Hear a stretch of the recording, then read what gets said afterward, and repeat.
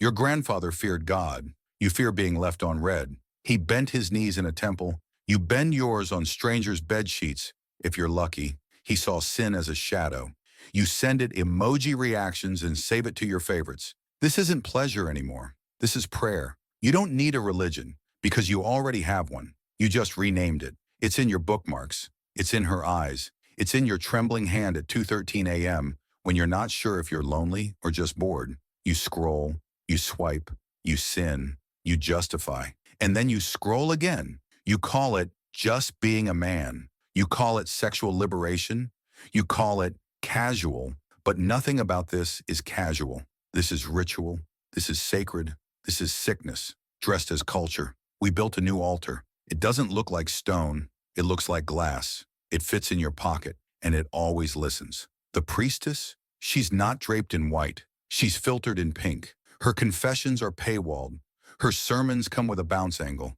Her holiness is monetized per subscriber. And you pay. Oh, you pay. With time, with attention, with your ability to love. You didn't just trade your soul. You auctioned your future. She doesn't want your heart. She wants your need. She doesn't ask for loyalty. She expects you to vanish, just like every other name in her DMS. And you will. Because lust isn't a connection. It's a transaction. And in this market, love is too expensive. You think you're in control? You think you're winning? Then why does she forget your name while you remember the curve of her spine like scripture?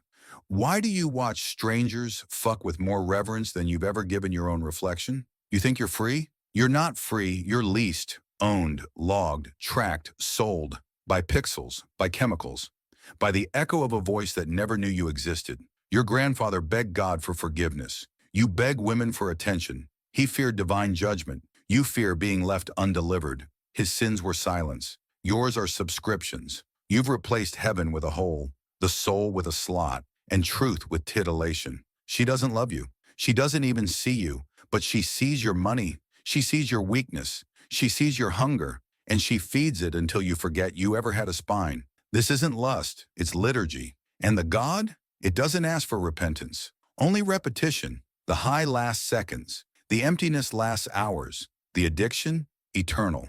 You thought you were fucking. You were being fucked. Not by her. By yourself. She is not the devil. You are. You made her. You worshipped her. You sacrificed for her. You built this temple. You cleaned its floor with your dignity. You burned incense in the form of swipes, likes, and midnight texts that say, "You up?" You're not a man. You're a follower, of associate, of algorithm, of attention. You abandoned purpose for pixels, integrity for inches, and love for loops. You don't want a woman. You want control. You want escape.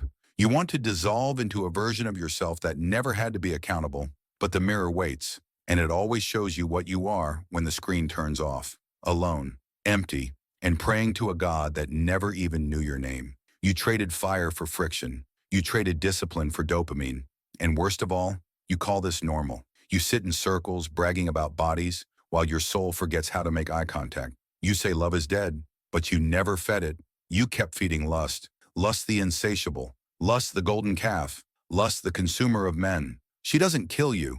She erodes you. One scroll at a time. One stare too long. One fake good girl moan that echoes in your head when you're trying to fall asleep next to someone you don't respect. And when you wake up, you'll feel it again. The cold, the rot, the hunger. Not for her, for the piece of you she took.